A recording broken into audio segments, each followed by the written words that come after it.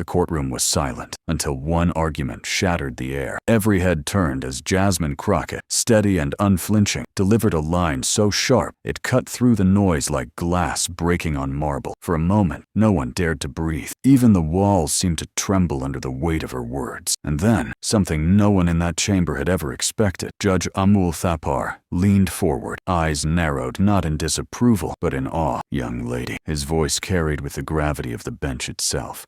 "That is the finest application of the law I've heard in years." A ripple shot through the room. Gasps, wide eyes, hands clasped over mouths. This wasn't supposed to happen. Judges don't break the sacred decorum of silence and neutrality. But brilliance has its own gravitational pull, and in that instant, Jasmine Crockett's clarity bent the rules of the courtroom itself. Then it happened. The breach of all courtroom etiquette. Applause. It started as a single clap, hesitant and trembling, then multiplied, cascading like a storm.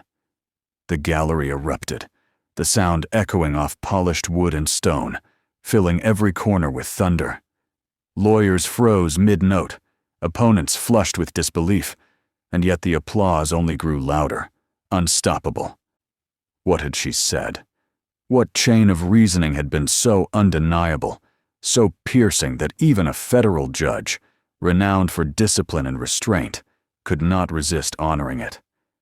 Outside those walls, people would soon be arguing, debating, dissecting. But inside, in that electrified moment, there was no left or right, no division, only the recognition of a mind that had refused to bow and a voice that demanded to be heard. And just when it seemed the room had reached its peak, Jasmine Crockett drew a breath, ready to continue. The air inside the courtroom had weight, as if every spectator knew they were witnessing more than a legal proceeding. It wasn't just a case on the docket. It was a battleground for identity, dignity, and truth itself. Outside, cameras flashed and protesters lined the streets, chanting slogans that spilled through the courthouse doors like distant thunder. Inside, the atmosphere crackled with tension, a storm brewing beneath the solemn rituals of law. Jasmine Crockett sat at her table, posture straight, eyes forward. To many in that chamber, she looked like the underdog, young, outspoken, underestimated by those who measured worth in pedigree and polished arrogance. They expected her to falter, to bend under the weight of tradition and authority. But under her calm exterior lay a fire forged in years of struggle, a mind sharpened not by privilege, but by perseverance. Opposite her sat the villain of the hour, a figure cloaked in smug certainty, the kind of presence that thrived on interruption and condescension. Every time Crockett began to build her point, he leaned forward with a smirk, cutting across her sentences, dripping disdain. To him, she was an intruder in a domain he believed belonged to men like himself, seasoned, loud, dismissive. His arrogance wasn't just in his words. It was in the roll of his eyes, the tilt of his chin, the way he tried to turn the courtroom into his stage. And yet, every interruption, every attempt to rattle her composure only set the stakes higher. This was no longer just about the motion before the court. It was about reputation, about whether truth could stand tall against sneering contempt, about whether justice could still shine when arrogance tried to cast its shadow over everything. The spectators felt it too. They shifted in their seats, whispering to one another, caught between outrage at the interruptions and anticipation of Crockett's response. There was a sense, unspoken but undeniable, that something larger was about to unfold. She wasn't simply defending a position. She was defending her very right to be heard, her right to stand in that courtroom as an equal. Judge Thapar watched carefully, his gaze shifting from the arrogant interruptions to the quiet strength across the aisle.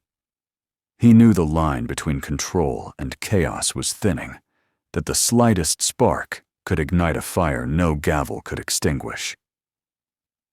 And just as the tension reached its peak, as the interruptions piled higher and the underdog seemed boxed in, Crockett leaned forward, eyes burning with unshakable resolve. No one expected what would happen when the crossfire began.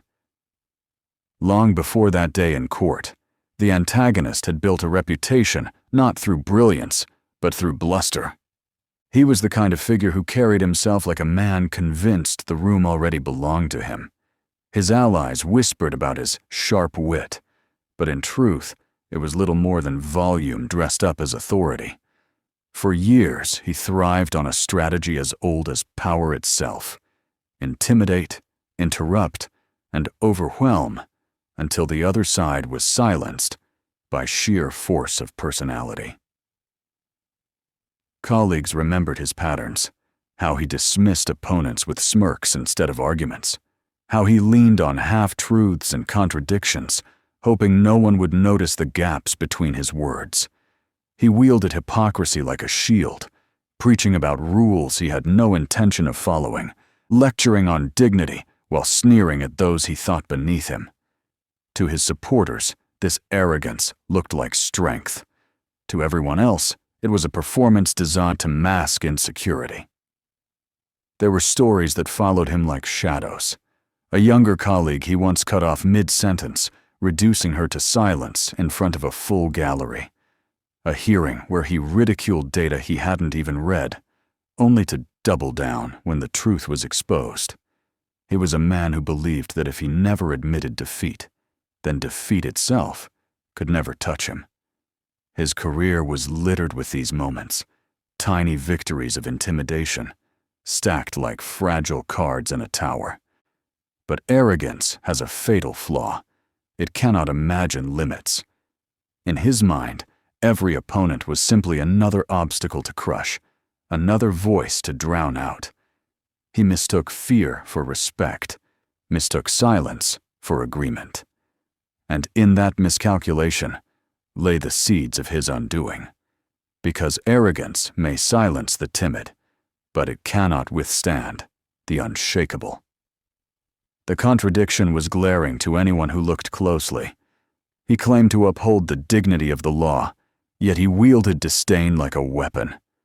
He demanded respect for decorum, yet shattered it whenever his ego felt threatened. His power wasn't rooted in principle. It was rooted in the hope that no one would call his bluff, and for too long, no one had.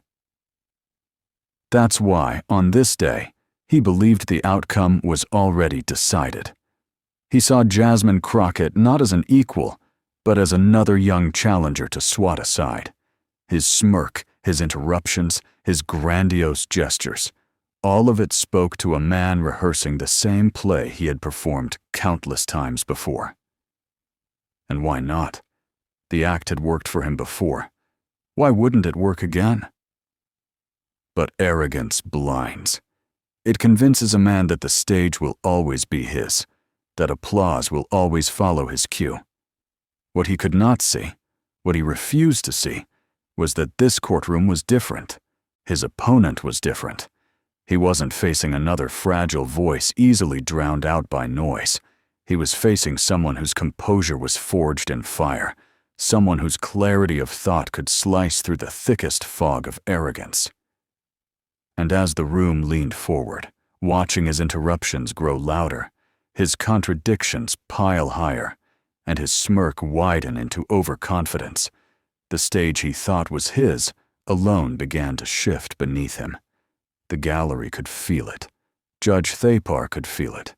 And deep down, perhaps he felt it too, though he would never admit it.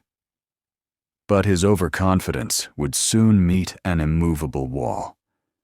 Long before Jasmine Crockett walked into that charged courtroom, her story had already been written in sacrifice, struggle, and grit. She was not born into corridors of power. She did not inherit the easy confidence of legacy or privilege. Her strength was shaped by something harder, the daily battle of proving herself in spaces that were never built for her. In law school, She was the one who spoke with precision, while others dismissed her as too passionate. Professors praised her arguments in private, but doubted her tone in public, as though brilliance needed to be softened to be credible.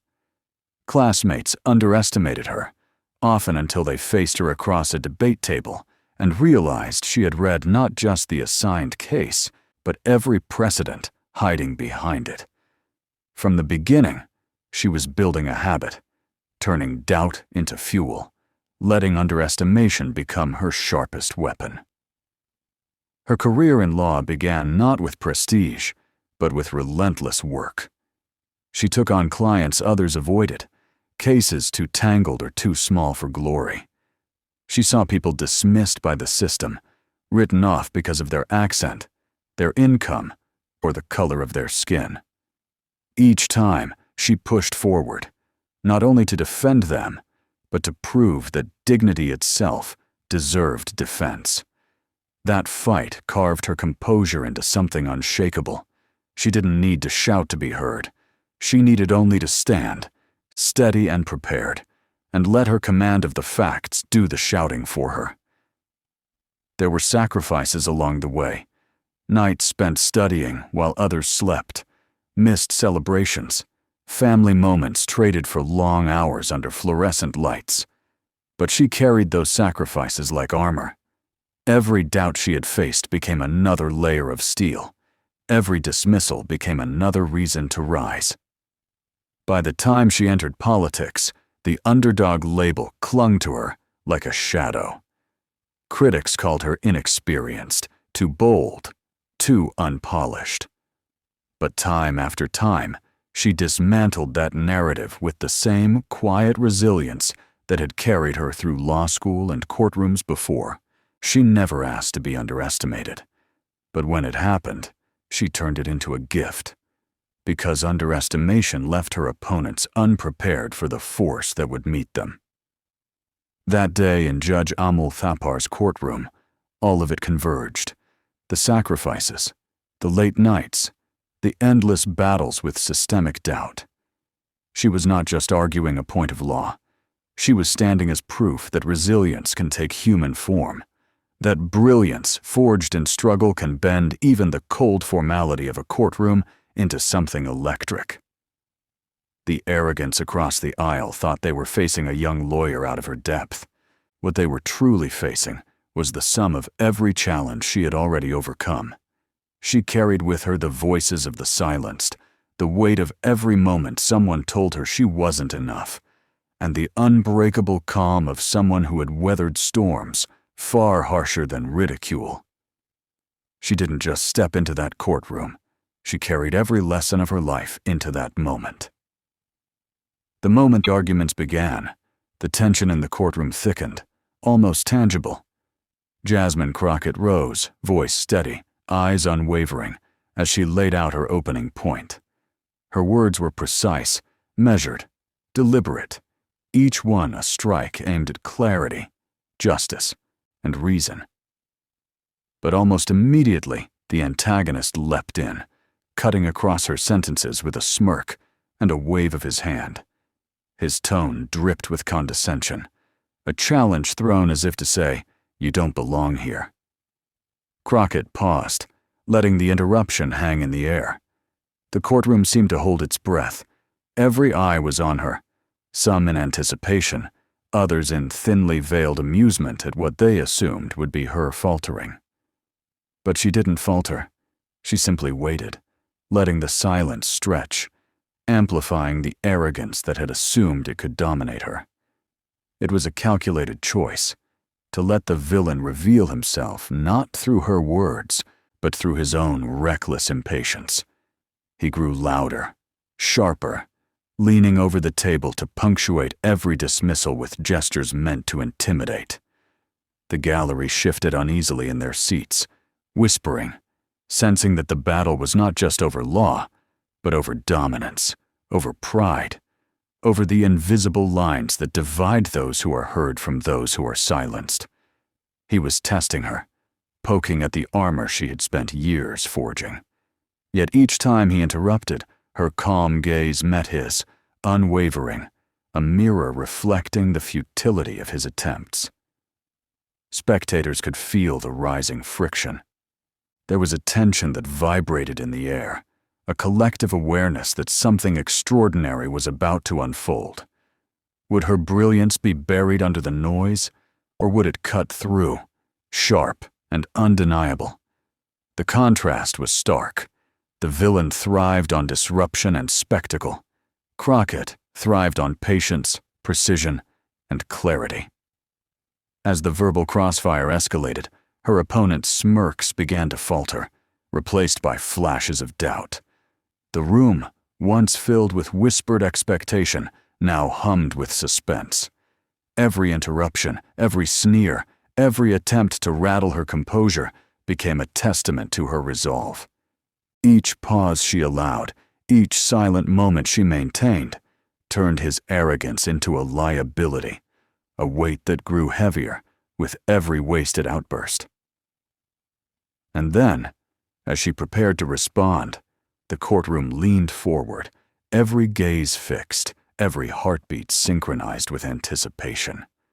The air itself seemed to tremble, thick with expectation.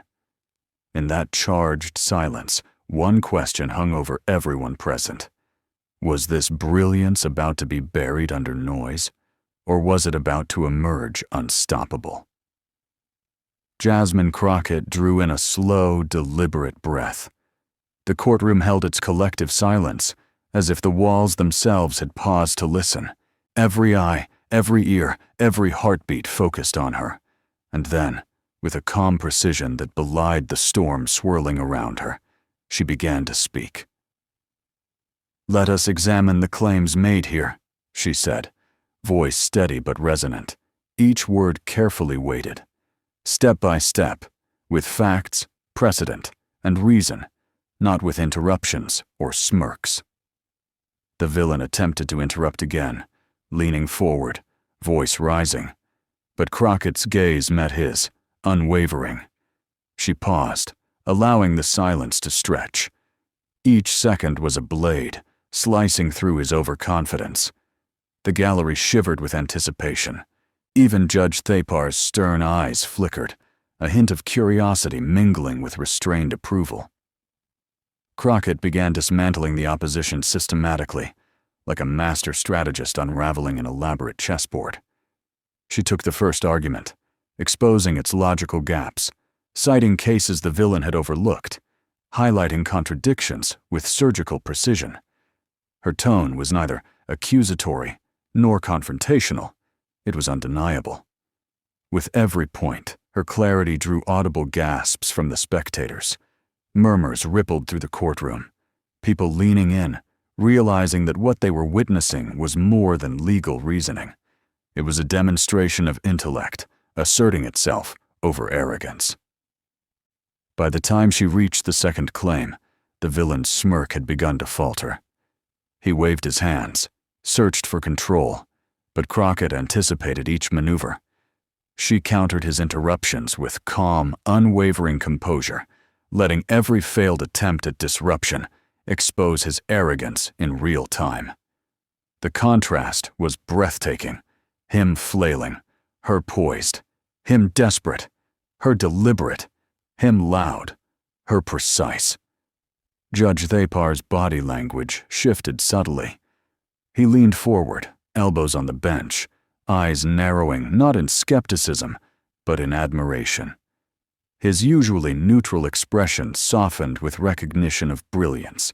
Every pause, every carefully chosen word from Crockett seemed to draw him further into the moment, breaking the traditional barrier between judge and advocate, not in familiarity, but in sheer respect for mastery. As Crockett reached the climax of her argument, she delivered her final irrefutable point. It landed like a hammer, striking an anvil. The courtroom seemed to exhale collectively, as if the air had been holding its breath for too long. The villain, caught in the web of his own contradictions, froze. His attempted comebacks faltered, his gestures slowed, his confidence crumbling. He had no answers, no refuge, no theatrics left to shield him. And then, impossibly, Judge Thapar spoke. "Counselor," he said, voice resonant and clear, "that is not just an argument. That is a masterclass in law." The words hung in the room, weighty, unprecedented. The gallery shifted, the stunned silence breaking as the recognition spread. Then, almost spontaneously, a single clap rang out. Another followed, and another. Within seconds, the courtroom erupted in applause, breaking every protocol, defying tradition. Lawyers, spectators, and clerks alike joined, the sound swelling into a thunderous affirmation of intellect and dignity. Crockett allowed herself the smallest of nods, a subtle acknowledgement of the moment, but she remained composed. She had expected nothing less than recognition for the truth, and yet the intensity of the collective validation still electrified the room. Every clap, every cheer, every gasp reinforced what she had already known. Her preparation, her perseverance, her calm mastery of the law had turned arrogance into vulnerability, and silence into triumph. But even as the applause filled the courtroom, the energy spilled beyond its walls. Phones recorded every second, whispers spread like wildfire, and social media lit up with clips of a young lawyer commanding respect in a way few thought possible. The momentum she had created was unstoppable, and the reverberations were only beginning. And that applause didn't stay in the courtroom, it echoed across the nation. The moment Jasmine Crockett left the courtroom, the world outside had already begun to change. Clips of her calm dismantling of the opposition, punctuated by Judge Thapar's rare and resounding praise, had gone viral within minutes. Hashtags like #Crockett wins, #Brilliance in action, and #Justice served trended across platforms. Memes flooded timelines, some humorous, some reverent, but all unmistakably celebrating her intellect and composure. Every share, every retweet, every comment amplified the moment, transforming a single courtroom into a national stage. News anchors struggled to contain their excitement, replaying the clips in slow motion, dissecting her points with awe. Pundits, who often framed legal battles in dry technicalities, now spoke with genuine admiration. Crockett didn't just make her case, one commentator said. She reminded the nation what it looks like when preparation, courage, and intellect meet in justice. This is a voice that refuses to be silenced. Across editorial rooms, the story dominated headlines. A young underdog turned courtroom drama into a cultural moment, reminding viewers that truth and mastery of the law still mattered in a world of spectacle. Meanwhile, the antagonist found himself shrinking in public perception. Formerly confident and imposing, he was suddenly the subject of ridicule and incredulity. Colleagues whispered behind closed doors. Online forums dissected his contradictions with surgical precision. He had built his reputation on intimidation, but in the face of Crockett's brilliance, that reputation crumbled. Silence became his only refuge as admiration for her grew exponentially. Every failed interruption, every flailing gesture, every attempt to dominate the narrative became evidence of a larger truth. Arrogance cannot withstand relentless precision and integrity. The ripple effects were immediate and profound. Politicians cited her arguments in speeches, framing them as examples of intellect over posturing. Students in law schools shared clips, pausing and replaying her every point to study the mechanics of argumentation. Celebrities and public figures praised her clarity, drawing parallels between her composure in the courtroom and the broader fight for justice in public life. Even ordinary citizens, previously disengaged from legal minutiae, felt inspired, proof that one voice, when wielded with knowledge and courage, could resonate far beyond its immediate setting. Social media debates, long dominated by outrage and spectacle, now paused to acknowledge competence and dignity. In forums, Threads opened with admiration and discussion. How had she anticipated every counterpoint? How had she maintained such calm in the eye of deliberate chaos? Young advocates shared their gratitude, expressing hope that moments like this could shift cultural expectations about who deserves to be heard. And yet, even as the applause, commentary, and viral reactions reverberated across the country, one truth remained clear. Jasmine Crockett had not only won the courtroom, she had ignited a movement of recognition, inspiration, and national conversation about intellect, courage, and dignity. But Jasmine Crockett didn't stop there.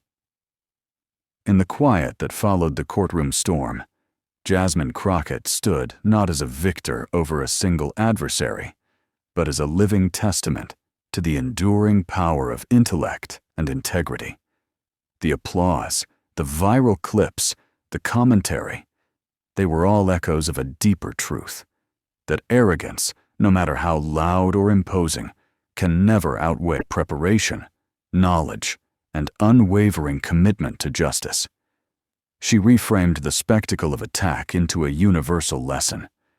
Dignity, intellect, and perseverance are not just abstract ideals.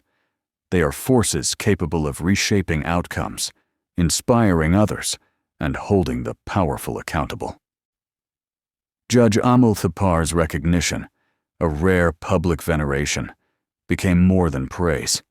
It became a symbol. It reminded everyone watching that fairness is not bound by politics, gender, or background. In that moment, a federal judge, celebrated for his restraint and decorum, honored not only a lawyer's argument, but the principle that merit and truth deserve acknowledgement regardless of the noise surrounding them. His acknowledgement resonated beyond the courtroom, sending a signal that the system can still elevate those who act with intelligence and integrity, even in a world too often dominated by bluster and spectacle.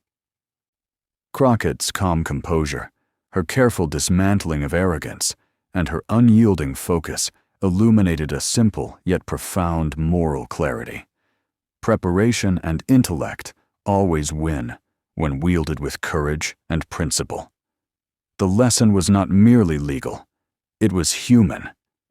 Every interruption she absorbed, every condescending glance she endured, became a demonstration of resilience, showing that character and clarity, not volume or bluster, shape history. Her victory illustrated that those who prepare, who commit themselves to the mastery of their craft, and who refuse to compromise their integrity, will leave an imprint that transcends a single courtroom, a single day, or a single headline. The audience, both in the room and across the nation, absorbed the lesson in real time. Students, lawyers, politicians, and citizens alike saw the tangible proof that the system, flawed, imperfect, often noisy, can still reward diligence, courage, and truth. They felt a surge of validation, a reminder that human resilience, when paired with knowledge and principle, has the power to move institutions, inspire movements, and command respect. This was more than a legal argument. It was a call to believe again in fairness, to recognize that intellect and dignity remain forces capable of challenging arrogance wherever it arises. And in this resonance, the broader truth crystallized.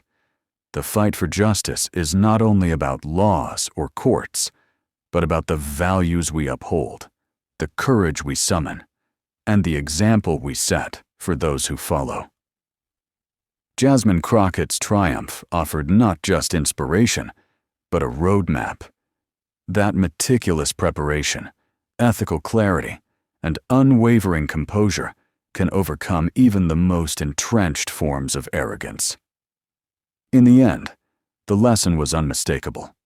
Intelligence, resilience, and moral courage are timeless forces, capable of transcending noise, intimidation, and spectacle. And for anyone watching, the takeaway was clear. When human resilience meets unwavering principle, justice is not just possible, it is inevitable. The echoes of that courtroom applause were more than a moment of recognition. They were a declaration. They symbolized the triumph of truth over bluster, of preparation over performance, of dignity over arrogance. In that instant, every clap, every gasp, every viral clip became a testament to the fact that brilliance cannot be silenced, that intellect and courage still command attention, and that integrity resonates far beyond any single room. In an age of noise, where spectacle often drowns out reason, Jasmine Crockett's performance was a reminder that brilliance still breaks through. Her composure, her meticulous arguments, her unwavering moral clarity, these were the forces that transformed skepticism into admiration, doubt into inspiration, and a routine courtroom into a stage for a national lesson on courage and intellect. It was proof that when human resilience meets rigorous preparation, even the loudest arrogance cannot prevail. This is not just her story. It is a call to every voice that has been underestimated, every mind that has been dismissed, every person who believes that truth and fairness are worth standing for. If you believe in truth over arrogance, share this story. Let Jasmine Crockett's brilliance inspire more voices to rise. Let her example remind the world that preparation, courage, and moral clarity are the tools that shape justice, influence history, and ignite change. The applause may have begun in a single courtroom, but its resonance belongs to all of us who refuse to let brilliance be ignored.